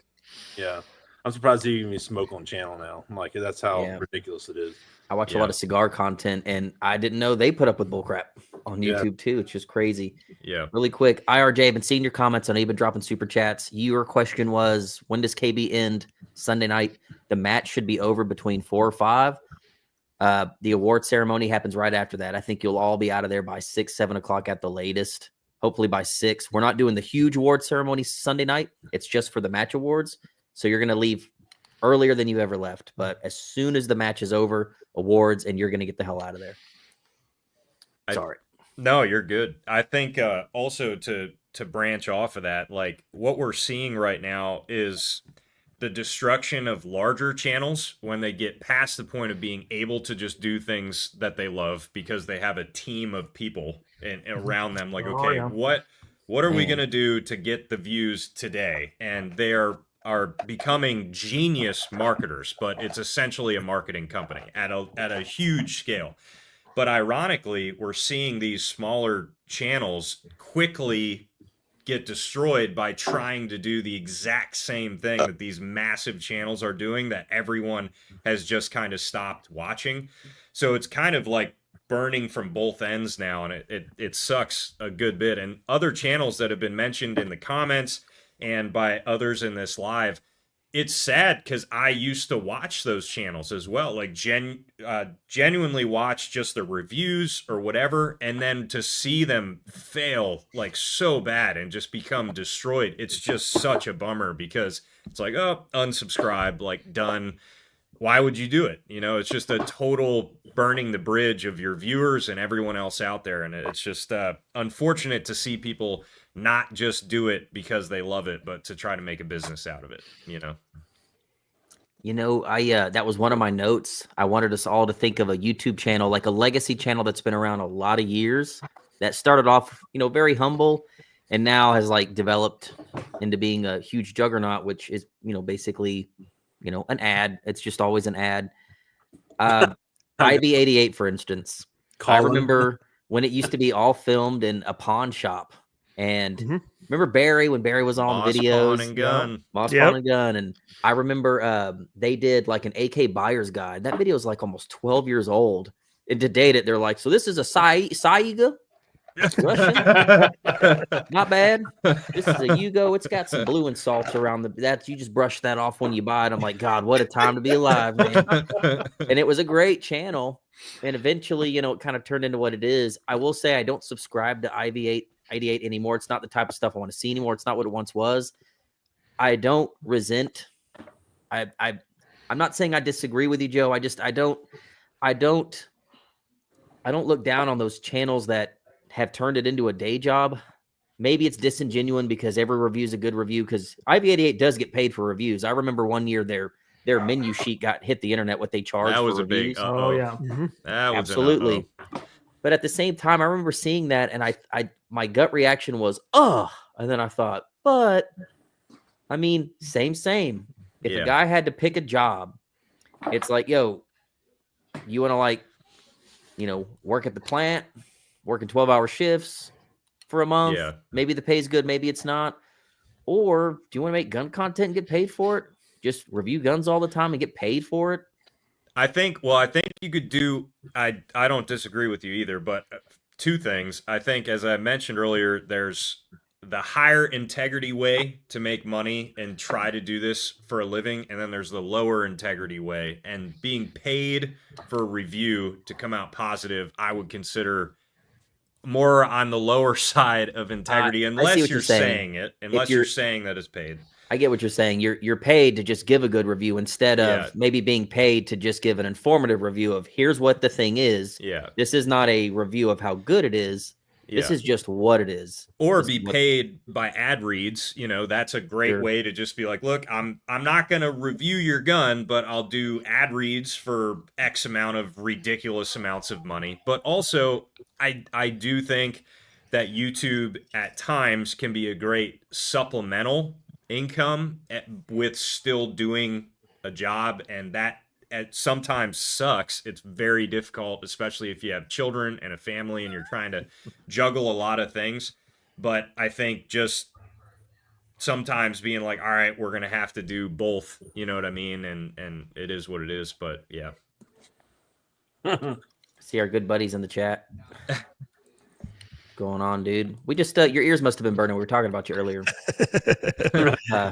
I don't know if you saw that. I don't know. This comment made me giggle. I don't know who he's talking about on the stream. Who do you guys think he's talking about? Oh, it's got to be me, dude. I got the Hitler. Like, first of all, like, I have a Skynet shirt on, which is a red flag right off the gate. And then I got the Hitler do. So I mean, it's cool, whatever. Like, you know what I mean? We're all playing dress up here, right?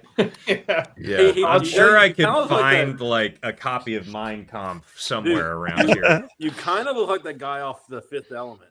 Dude, I've been told that before. Same here. Same here. Totally I just need the little like classic like the clear ballistic shield on the side of his head. Skull helmet half thing, yeah. Multi-pass, dude. Yeah, I'm going for it. I'll rock it. Still waiting on the Guns of the Mummy movie. Okay, so tomorrow, to talk about shit that I just love. I have had an infatuation with that movie my entire life. It's what got me into guns. But tomorrow I'm filming the range day for all of the guns that I've spent far too much money on to do that video. So awesome. Who shared that video in our group chat of the guy that he collects mummy VHSs? He just drives around collecting mummy VHSs. Yeah, that one too. Yeah, a day in the life of a guy that collects mummy VHS tapes. And he goes from like swap meet to pawn shop to whatever. God, that was some funny shit, man. Now, I think it can be saved though. Like, it totally can be saved on all fronts. It's gonna come down to people letting go of some money, and that's the biggest thing that I don't think a lot of folks are gonna want to let go of. No. You know, there are gonna be a lot of channels that are gonna have to say, okay, I'm not gonna be able to do this for a full-time gig for a long time, but it's gonna be genuine content. That's what I love. Yeah, like if YouTube were to flip a switch tomorrow that said, you know what, nobody makes money on YouTube. You know, the type of content you see would change. You know, overnight. How many would stay, dude? How many would stay? Like, do you actually love it? You know, or I not? make nothing, so it's fine with me. Yeah. I mean, I remember I look back on my channel sometimes. I'm like, man, I think I made some of my best videos before I hit that monetization button. Mm-hmm. And I never was. So where is this monetization button? Because they send you an email and you just say, all right, and you say, okay. Yeah. I'm surprised you haven't gotten it yet, but I remember before money was ever a thing. It never, because before I ever did it, I was so ill-informed. I just thought, well, I make gun content, so even if I monetized, I got to start doing all these rules, and there's not even going to be any money in it anyway. And I got convinced, like, well, your shit seems fairly safe. I was talking to Smash Time about it. He's like, your stuff seems fairly safe. You don't really swear a lot. Like, you're probably okay, and you can make a little bit. And I did. I'm glad I did it because it does. I mean, YouTube does pay. I'm not going to lie. It does pay. It pays for gas here and there. I have 100% bought ammo with ad revenue from YouTube, and that is nice because I have up until I think I have 2 boxes of ammo here. Out of all the years I've been doing YouTube, I think 5 years where I've taken it seriously, I've received 2 free boxes of ammo, and they're sitting right there. Never had an ammo sponsor before. All those videos that you guys see, all those years, I bet you I have purchased a new truck's worth of ammo. Oh my God, yeah, dude. Like a shitload. So you have to really like this stuff to do it. But I was at the range anyway. I do all this stuff anyway. Might as well film it and put it on the internet and try to turn the personality up. That's why I don't shoot as much because man, the ammo costs are just golly, man. Crazy. No more 1,000 on reviews. Nope. Yeah. Nope. So it would be very interesting to see who would stick around if YouTube just didn't pay anybody. That's the question. That dude, any content creator should ask themselves that question right now. And depending on how you answer that, if you want to talk about fixing this moving forward, ask yourself that question. Would you say, do you genuinely love this enough that pay or no pay, you would still do it?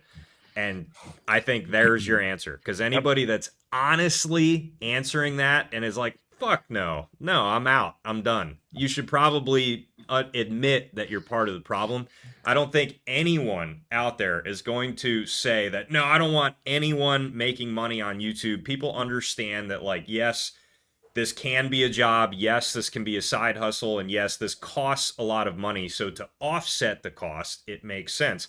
But genuinely ask yourself, do you love doing this? Would you do it without making money? And if the answer is yes, make genuine content that you love, because I think that's going to help offset this major problem that we're getting into. You know, yeah. And I will say that if I'm being 100% honest, I'd still be doing it.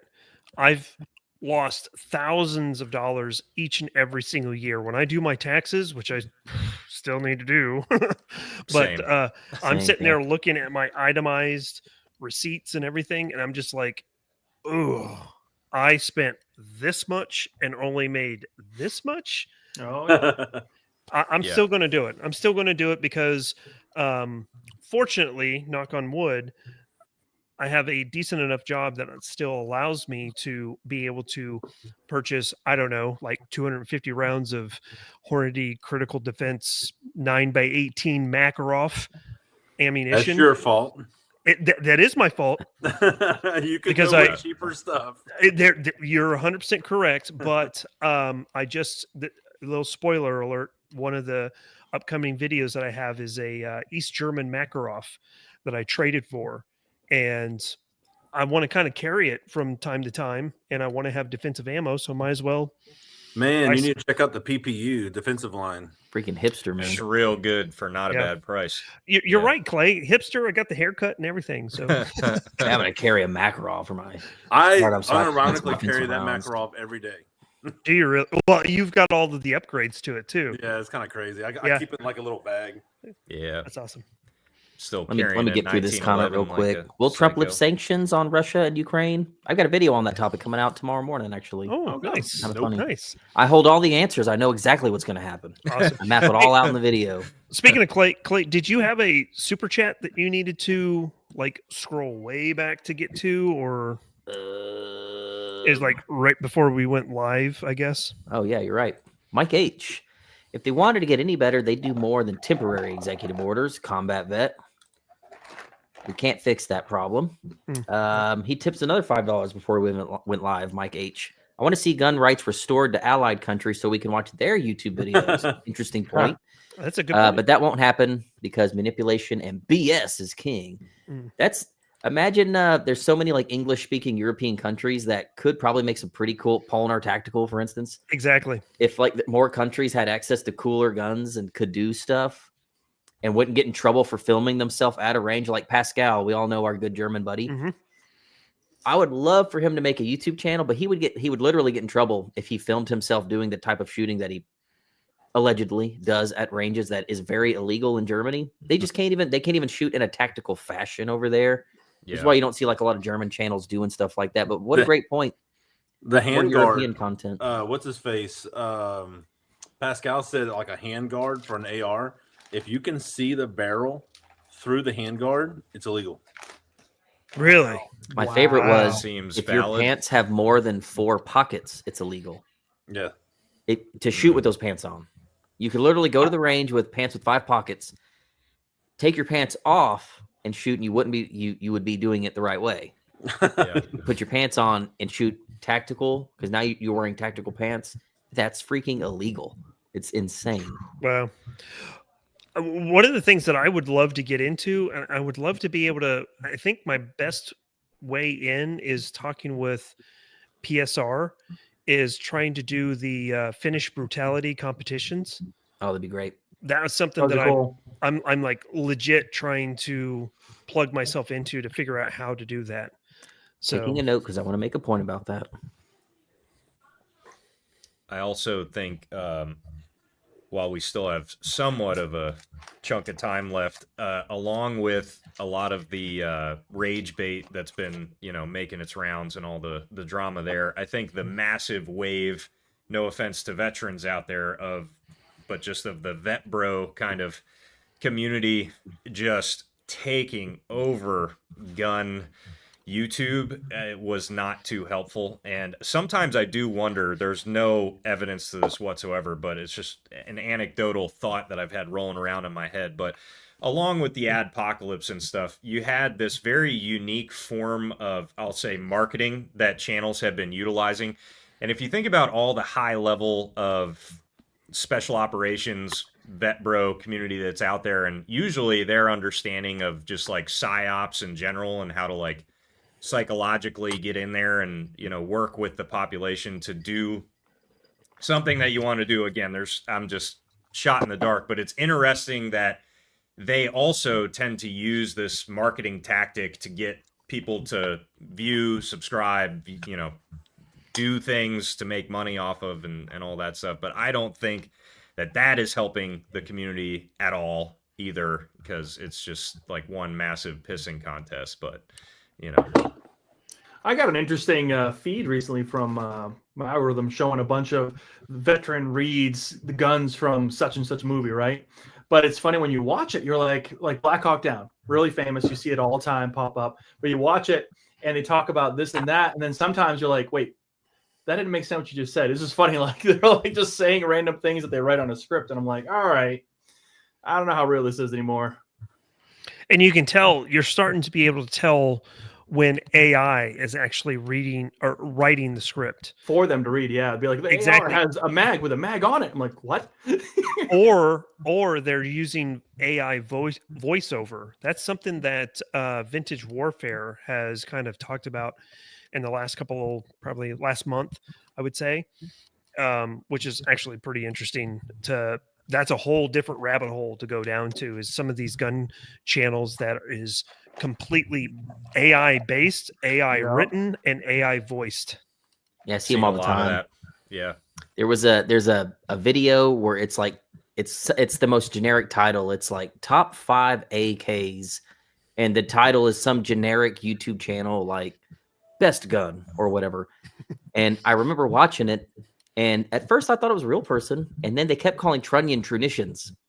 I'm like, what an odd, I've never heard it pronounced that way. And they're like, you can see on the Draco's Trunition. I'm like, oh fuck, is this AI? How long is this video? I just watched half this freaking video. It got me.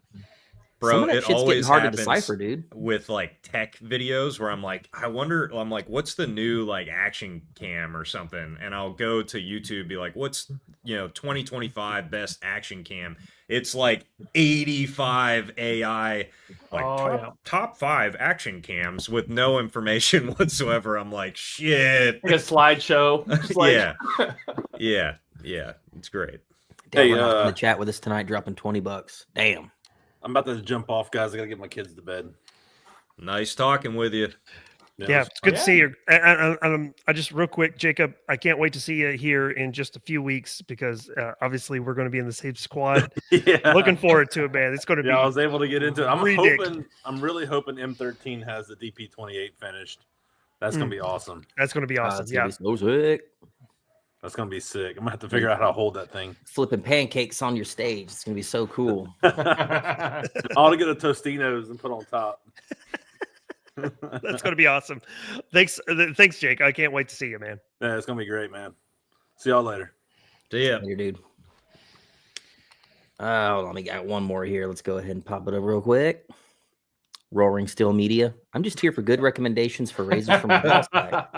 It's a gnarly jungle bush. Oh, man. Don't let me down. Those are the years. Yep. Oh, yeah. Just straight razor it, dude. It'll be all right. Yep. Straight razor. Yep. So here's a little TMI for everybody in the chat group. Here we go. I'm literally on my 4th margarita. I hope Rachel's watching. I need a refill. Love Right. her. So I had a vasectomy done in 2012. Hell yeah. Damn, that long ago. Yeah. And I had to, before the operation, you have to go through and you have to shave everything. Holy shit. It was like an axe murder happened in my shower. No. Nice. Thank you, lover. Hey, can I just have regular OJ? Not a lot of OJ. Real weird. A dad. Yeah, it does get really weird. Yes, thank you. Either one, I don't care. Just less OJ than I like to take this. Still have my this too, OF so. account. Yeah.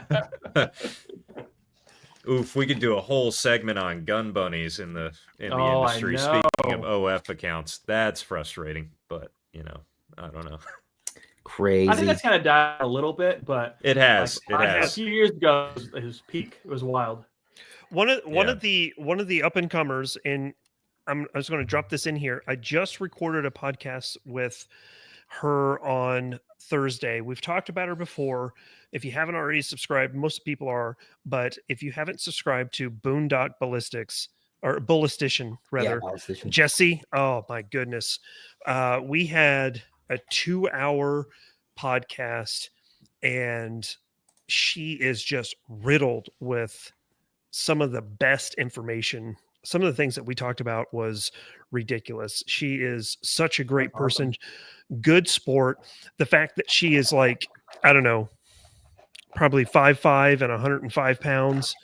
And she's still just muscle through in a K31, just loving every minute of it. Yeah. Love her to death. Yeah. She's a smarty pants for sure. 100%. Yeah, 100%. So some really good information about kind of her background is going to be in that podcast. So definitely check it out. It's refreshing to see a Brad, drop your female OnlyFans in the industry. chat. I bet you won't. It's refreshing to see a female in the industry that's not just pushing a link in bio. It's cool to see because that gets old. With the push-up bra and all that type of stuff. Yeah. Mm-hmm. Yeah. I think we get enough of that type of marketing in every other aspect of the world these days that it's cool to not have that in some areas, Yep. But I don't think any of this is about making money or how that you should try to not make money. That's the I don't want there to be a misconception that I'm saying that no gun content reviewer out there, because I've heard that said before, like, well, you can't make any money. I've heard viewers complain about that, like, oh my god, an ad read or whatever. There's in my opinion, an all right way to make money and try to make some back from doing this in a shitty way. And these days people are taking the shitty way route. But also, I think the point that we were trying to make earlier that's important to remember is, again, at its heart, you should be doing it because you love to do it and you love what you're talking about, not to make money as your first plan of action. That is your goal with the videos, to make money. Put the video out. If it does well, great. If it doesn't do well, great. I got a lot of videos that don't get monetized. I'm not going to not put it out. I'm putting it out because I want to talk about it and I want people to see what it is. Not necessarily to make money off of it, Yeah. And Kyle, you know, I'll need to enlist your help because my partner in crime on the podcast, Hefe, is contemplating doing his own YouTube. Oh, wow. And he's kind of like pushing back against it. He's like, I really want to start it, but at the same time, I'm afraid to start it because of his own perfectionist, you know, kind of tendencies. And he's Doesn't afraid. matter, man. I know, exactly. And that's why I was like, dude, just put together like 3 videos and release them about, I don't know, 3 to 5 days apart, and just go. You're going to make mistakes. Your YouTube channel is probably going to suck when it starts, but you're going to get into your rhythm, you know, and it's going to end up being good. And I think based off of his background and some of the things that he's into, that's a little bit different than what our gun industry, gun tube realm is, might actually be very informational to a lot of people. If that's a word, I don't even know if that's a word, but and he's like naturally funny and super witty. He is. Yeah. 100%. So the quality of the filming and editing, it dude, like people, I guess, can appreciate that, but most people don't care. If you're just interesting on camera, it can be with an iPhone 6, dude. Like people just don't care. iPhone tripod, easy. Yep. People just don't care. If you are genuinely fun to watch and people can pick up what you're putting down, and you know, like Joe said, if people like what you're into and you're filming what you're into, yeah. That Steve 1989 guy for years filmed with freaking phones and shit and blew up. I remember back in the day, J-Mac, his YouTube channel got really big before YouTube really put the kibosh on it. And he said, dude, we went through this whole phase where every video had to be a DSLR. I was using lighting rigs, the whole thing. He said our cell phone videos would crush compared to it. It's like people don't care. They don't care about the quality of the footage. As long as they can click that 1080p or that 4K button, you can render it however you want. It just needs to be something people want to see. You can start a YouTube, like, you know, Trench's in the chat. I know he films with a phone. Dude's got a crazy following. Brad's in the chat, films with a phone, crazy following. There's tons of channels. You just mentioned earlier, God, what's the other guy? The surplus guy that rants all the time. Vintage Warfare.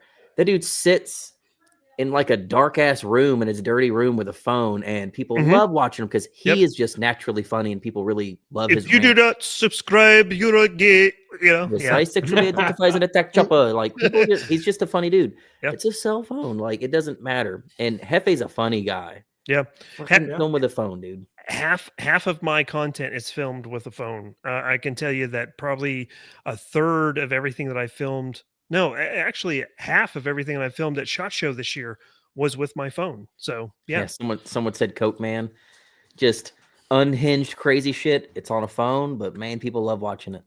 And Coke Man used to be a massive channel back in the day before I think it got taken down.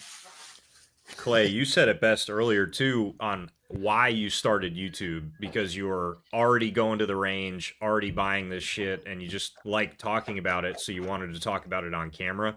I think that's an important point too on channels asking themselves like why you started it, you know? Like, did you start it to, you know, make it a marketing career, or did you start it because you were already into this stuff, you were already talking about it, and you just wanted to share that with the rest of the internet? And that's an important question too, you know? Wow, what a great comment and a super chat. Thankful God put y'all here and are enduring and the time and monetary cost to produce this content. Thanks, bro. Very nice comment. Yeah, dude. Like, I film a lot of competition shooting. If I cared about views and making money, I would not film competition shooting anymore because nobody watches that shit.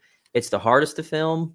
It's the hardest to edit. I spend hours editing competition footage. There's so much to edit.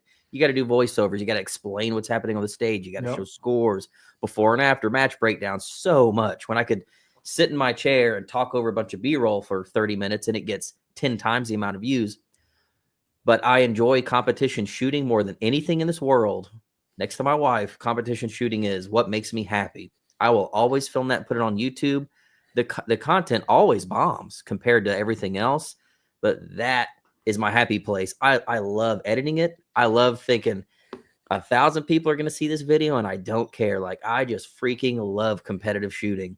I wish everyone loved it enough to watch the content more. People just don't shoot a lot of competition, but that's what started my YouTube channel, was shooting local matches. I've said it in recent streams. I wanted to document it because all my homies, I was like, oh, dude, I'll just use YouTube. We can watch our match videos forever. Like, we'll have kids one day and we can say, hey, look, your dad was cool. We used to shoot matches. And that's literally how the channel started, so that all my homies and myself could watch our footage back to see where we could like get better in our competitive, shooting skill or whatever. That's all it was. And it sort of blossomed from there. So even if YouTube stopped paying everybody, I would just do nothing but competition videos, dude. Like, honest to God, that's all this channel would turn into. It would just be competition footage. No one would watch it anymore, but that would be my happy place. Dude, I think people would still watch it because you genuinely love it, Yeah. That's why people watch this shit at the end of the day. You can see it in the comments when you ask people what they thought about this live stream and what, ahead of time and what they were asking us to talk about.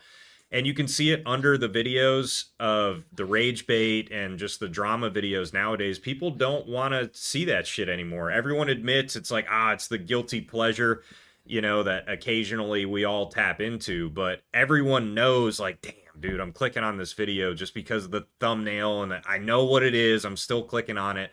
But it doesn't leave you with a good feeling. Like, you're not like, yeah, this is genuine content. Like, I love this. I think subconsciously you're burning the bridge to that person that you're watching as you're watching it, and that's reflected later on, which is why in my original video about all this that's now private, I said I think this is short-term growth. It always ends. You will explode, but it will end, because it's kind of like burning bridges in like the business corporate world. Like, you don't do it because it's never going to go well later on in your life. People will remember that. And this is the internet, and your shit doesn't go away. And unfortunately, again, I think eventually that's going to be done, and you're going to have nothing left to provide to the internet, Well, it's funny is I think Clay mentioned something earlier about how all the guns in his safe, he's done 5 videos on this and that, right? What's funny is, let's say, look outside of Guntube, and let's say you look up how to fix a disposal under your sink or something, or dishwasher. What I usually do is I look through them, like, all right, what's the newest video? So you could have filmed something on AK, whichever it is, 5 years ago, and then bring up another refresh and say, hey, I'm still rocking this. Here's some competition footage on it. People would love to eat that up. So like, oh, it's still going. This is what they changed. This is what hasn't changed. This and that. I mean, that's just how it is. I mean, people want to find the newest thing, even if it's old. Yep, for sure. Man, that's a great point. And going back to Clay's point about shooting competitions, I've got my first local competition, 2-gun competition that's coming up. It's what I always use as my dress rehearsal for Kalash Bash. But the video that I'm going to produce is, I've got a buddy that's going to shoot his very first competition. And that's going to be one of the videos that I have here in a few weeks. Is here's what they experienced. They're extremely nervous. I've already talked to them today about it. And they're like, I'm really nervous about this. I was like, just come and have a good time. You're going to have a great time. And that's going to be just a side video that I do, and whatever happens, happens, It's good vibe stuff, man. Mm-hmm. Somebody just dropped a real good comment that was getting rid of the dislike button helped to judge if the video is helpful or not. I could not agree with that more, because that's such a small thing. But if you think about it, at least everyone knows, right from the get, oh shit, I know what this is about to be. And it really was a good way to kind of figure out what the type of content people actually wanted to see would be for the public, I miss seeing the red lightsaber when people hated it. Yeah, for sure. Yeah, that's old Jerry. One good thing about Reddit, I think, is that you can dislike comments. One of its only redeeming qualities. Jesus, man, Reddit. Oh no. Reddit's an interesting place. Well, guys, we're getting fairly close to 2 hours. We still have about 15 minutes. I thought we could maybe go around the table and maybe hit on a couple of final points of what we all think could just make it a more positive place. And leave on a positive note. This stream was not intended to point any fingers at anyone specifically. You know, I know we named name, but Trench, if you're still here, bro, that video you just released where you were like, went a little hard on the negativity. I'm going back to what people love. 100%. That is 100%. That is why everyone subscribed to you, bro. So I love that you made that change. So like, nope. I hope you didn't take anything too harsh here. You know, everyone else that does that kind of stuff, just know that that shit can't last, man. It's not gonna. People are eventually gonna resent you for it. Mhm. Anyway, I'll go ahead and start, and maybe we'll work our way around to Mark, and he can close us out. Maybe Kermit can even close us out. That'd be sick. Yeah, we'll do that. One positive thing, I don't want to steal Joe's thunder. He hit the nail on the head, so I'll think of something else here. But me personally, dude, I think what I would love to see more of is people actually going out and doing competitions on YouTube. I know that it's asking a lot. People don't have access to that stuff. I get it. But me as a viewer, for selfish reasons, I love watching people that have gun content that I know can actually shoot well. That's a big bonus for me. If I see a dude shoot a match, why I started following Trench. The dude can shoot. Say what you will. The guy can absolutely shoot. 100%. Everyone on this channel, I've seen you guys shoot, and you guys know how to handle a firearm. That I love that. There's nothing I can't stand more, man, when it's just the guy that's opening up an AK that he got sent for the first time, and he's like, this is a Kalashnikov. You know, these were made back in 1947 in Russia. Let me hit the wiki bullet points here. That's just totally not my speed, man. Like, I just There's a love seeing big people scratch shoot on the well. receiver. Yeah, I appreciate when people take the time to become good shooters. I like someone that can shoot iron sights well. I just appreciate skilled shooters. Collecting is one thing. That's awesome. That's a whole nother thing. But for selfish reasons, what I would like to see more is a positive change is just people becoming really good shooters. That's what I would love to see more on YouTube. For sure. Joe, would you like to go next? I will go next. I've said it multiple times now, but I just want to drive the point home. Do what you love. Do YouTube. Ask yourself the question we said earlier, would you still do this if you would no longer get paid? If the answer is yes, then I think really dig into what you genuinely love if you're in the gun tubing world about guns. And although you don't have to do a video that might not do well all of the time, tap into more of those videos that you want to do just because you love that gun or you love that topic. And it's been mentioned before, but I think these channels that are playing hard into rage bait and also just other avenues of maybe the shittier way to make money, try to change it. You know, it might not be received well. People might still be pissed. A lot of folks out there are burning a lot of bridges, but if you say, look, my bad, I'm sorry, I'm trying to change the way that I'm doing this, I think over time, wounds heal, and a lot of folks are going to be like, all right, cool, like that's what I want to see. And the internet a lot of the time can be short term if you didn't strike enough of a deep cut, and it's probably not a bad time to be like, all right, let's just get back down to the roots, because Guntube is, you know, it needs it. It really needs it.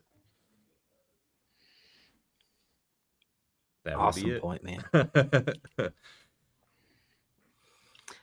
Well, Kyle, you've had time to think. What would be a positive, impactful change that you would like to see on YouTube?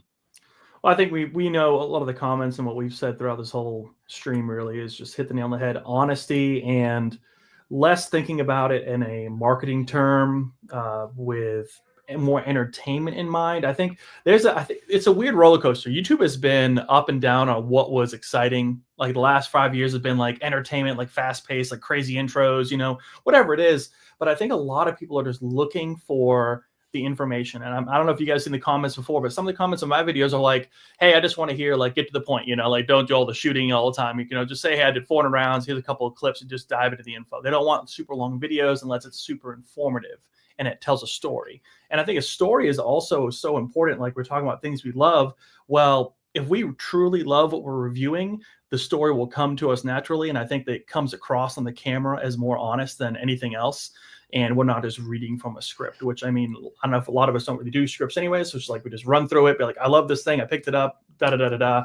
And it's interesting, I guess my last point would be talking to people who have no idea on anything in Guntube. For example, our neighbors, like we're real close with our neighbors. I was talking to them, hey, what do you guys watch? Like, what do your teenagers watch? And everyone just watches YouTube now. It's like that's the main source of information and news and just data. So they're trying to be like, learn about a new dishwasher, learn about a new washing machine, whatever it is, learn how to hang string lights. You know, those kind of videos, they just want to listen to that and learn about how to do something DIY stuff.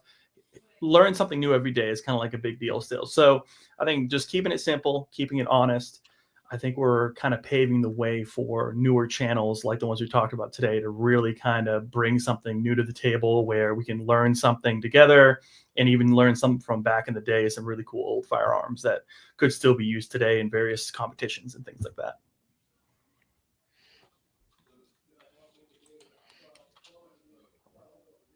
So yeah, that's it. Good stuff. Come on, Frog.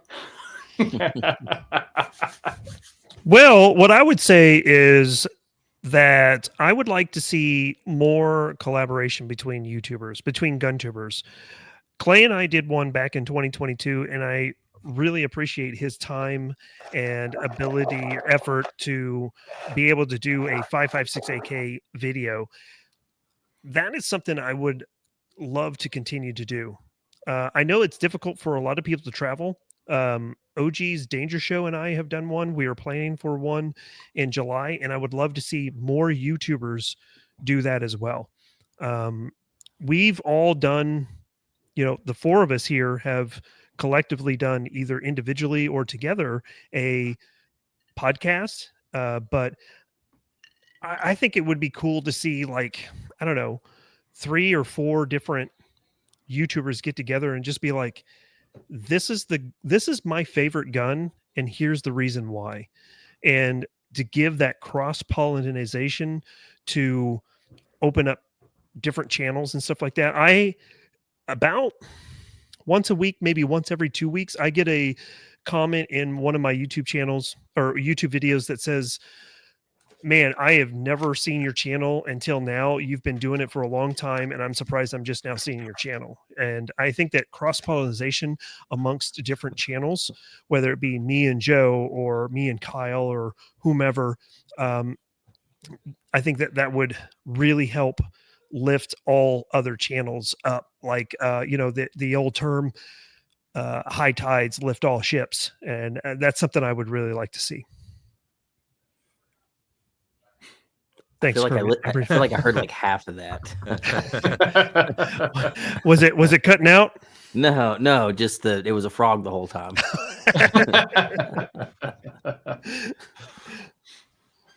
Yeah, man. So I think overall, I think this was a great video. I know, man, I didn't want this to be negative at all. No, man, I don't think I don't need that negativity in my life, and there's so much of it.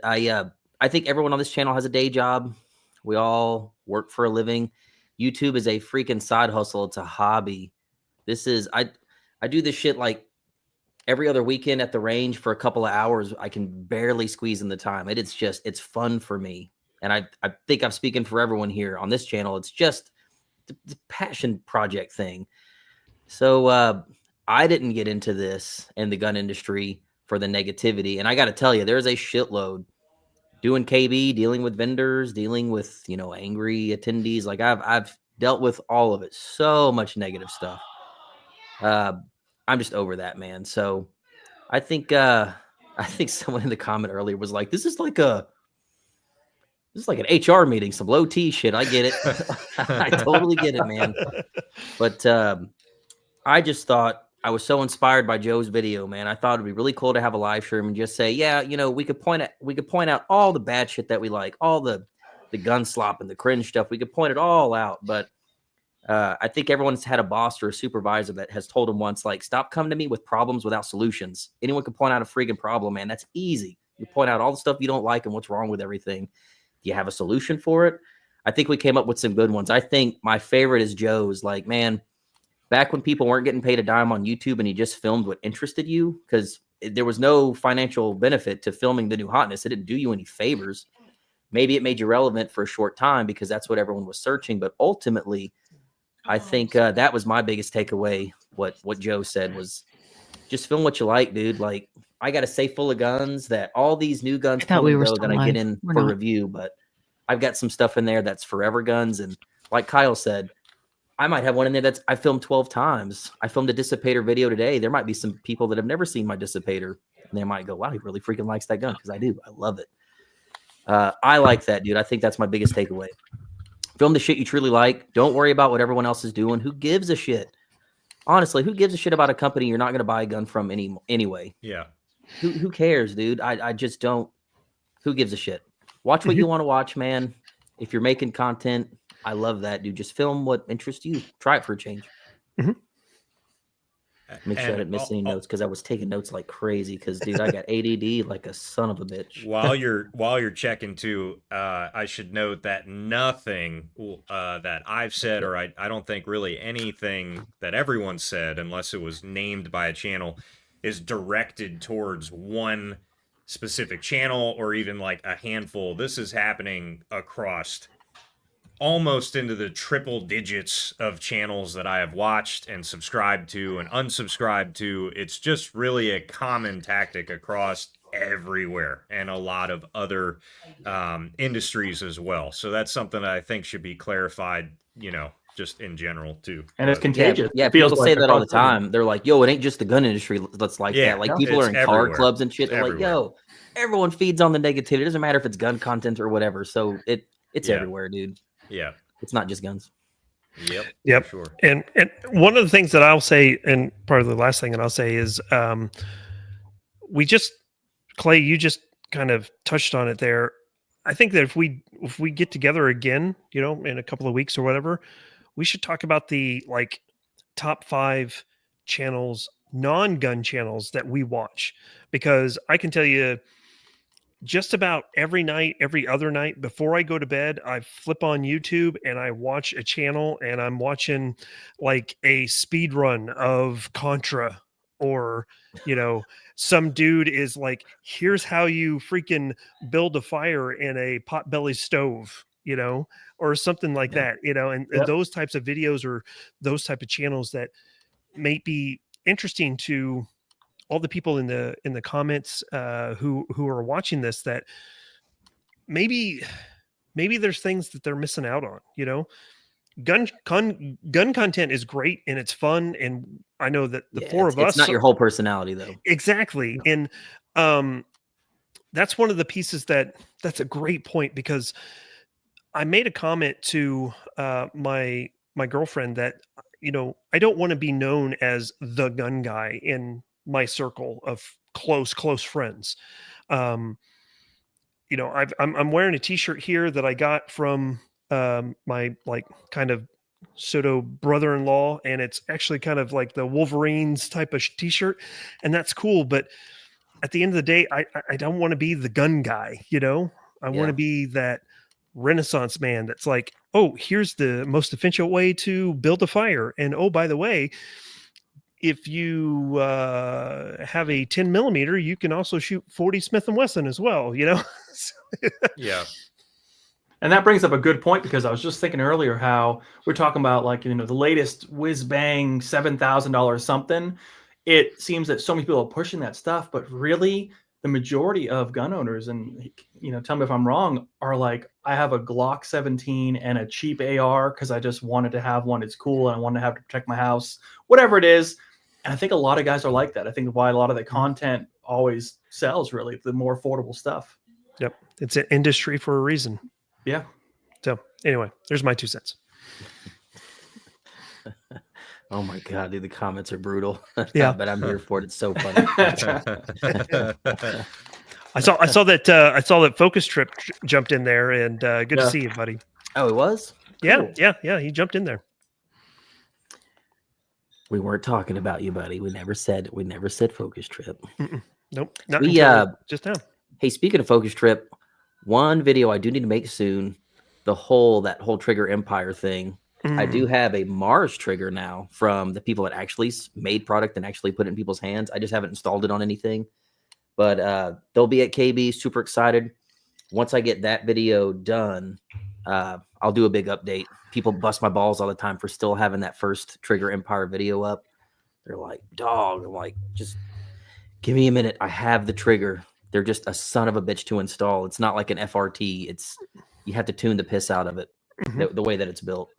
So that video is coming. Yep. And I think they have some pretty decent install videos as well. They don't, but he always points people towards a forum that's like crowdsourced of people that are buying it. They're installing it and uploading their own videos. So they usually steer people towards that. It might be an AK Files forum, I don't know, but it exists where there's a ton of like crowdsourced install videos, which is pretty cool. Yep. That is pretty cool. All right. Correct. Mars should get all the credit, not Empire. Yeah, that's a whole, like, so much has happened since then. SHOT Show happened. I ran into at a local gun show, young kids. It was so bizarre. Like these 3 young guys at a forced reset trigger booth at like this no-name gun show. And they had a TV, you know how it's like a TV and they show the gun working. And I see Alex in the footage. And I'm like, who is this company now? Another forced reset trigger company, a completely different name. And Alex is on the thing. And the guy like pops up from behind the table and he goes, oh yeah, the scammer. We still have him in our footage. We need to edit that. I'm like, what? How you're involved with Alex too? And he's like, well, we're not anymore. I'm like, that's like the 4th forced reset company that has sprung out of Trigger Empire. The whole thing's so bizarre. I don't even know what to make of it, dude. Wow. All I know is the Mars people are cool. I have one of them. I'll try to get it installed and upload it. That and chariots. I have a warped perception of chariots now because of SHOT Show and the Empire Trigger. It's a little inside baseball thing there. Yeah, Rodrigo was with me when we saw God, what's his name? Alex riding on a chariot wearing a fur coat being pulled by like these 2 young white kids through the LEO area. I was like, what is happening, dude? What this dude is bold. I'll give him that. Like brass tacks, brass balls, dude. Crazy. Well, not to get too off topic, we just hit the 2-hour mark. Yep. Joe, I know we've kept you way longer than you wanted to be on here tonight. Dude, that's all right, man. I'm here for it. I get it. Early range day tomorrow, but it is what it is. That's not a problem. Happy to be here. Hell yeah. Well, that was awesome, dude. I feel re-inspired to like just break some old shit out I have and just film some stuff that I used to film. Just what makes me happy and not care about filming that new that just will get views. For sure. So thanks, Joe. I'm going to do that for the next few weeks. Do it up, man. Hopefully it spreads. Hopefully people start doing stuff they love, you know? Yeah. Week 4, filming the same gun. Yeah. We'll see how far we can go before no one watches anymore. That's all right. Got a little dirtier now. Look at this. Yeah. Hell yeah. Sure. Well, guys, I don't know what else to talk about. I think we'll leave it at that. That was a cool live stream. Joe, I'm so happy that we had you on here.